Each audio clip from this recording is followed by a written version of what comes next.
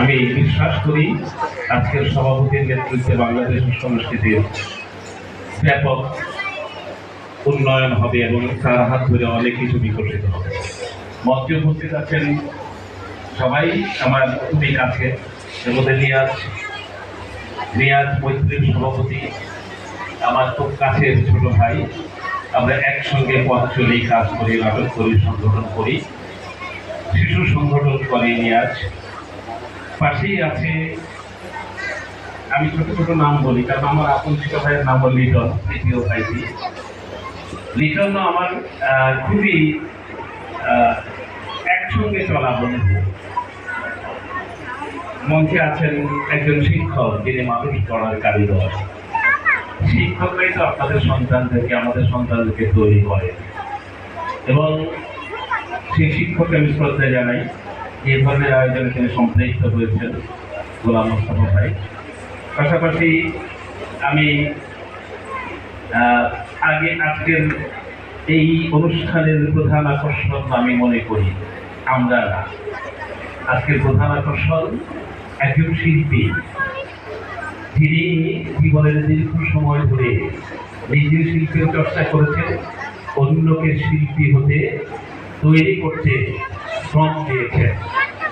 এবং বাঙালি এমন একটি জাতি, এই জাতির এদেশের যারা রাষ্ট্র চালায়, সমাজ চালায়, তারা কতটা বুঝতে পারে জানি না, শিল্পীরাই হচ্ছে সেই মহৎ আত্মার মানুষ, যে সমান্ততে অনেক দুষ্ট হয়, অনেক তৃপ্ত হয়। এবং শিল্পীদের আমাদের দেশে একটি শ্রেণী বাদ দিলে আর প্রায় সকল শিল্পী নিবেদিত প্রাণ মানুষ, সমাজের জন্যে, নিজের জন্যে এবং পরিবারের জন্যে, বাংলাদেশের জন্যে, সব মিলিয়ে তিনি অলাভজনক এক প্রেমে ডুবে যান। এবং সেই প্রেম এমন প্রেম যে আমৃত্যু একজন শিল্পী তা বহন করেন। এটি আমি আজকে খুবই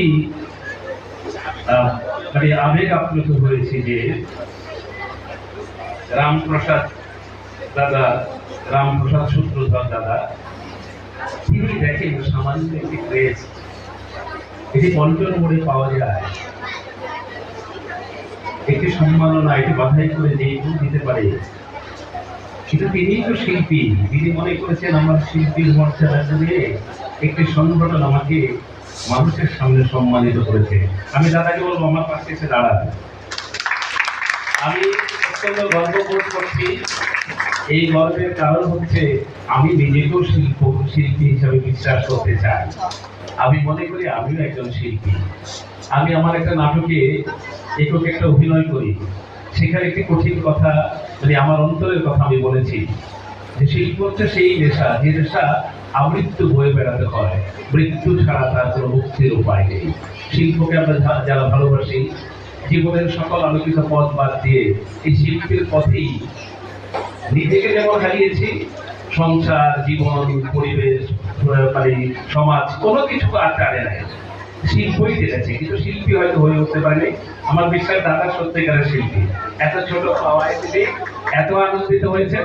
আমি বলবো আমি তো দাঁড়িয়ে থাকবো, দাদা একটু হাসি মুখে যে আনন্দ প্রকাশ করা যায়।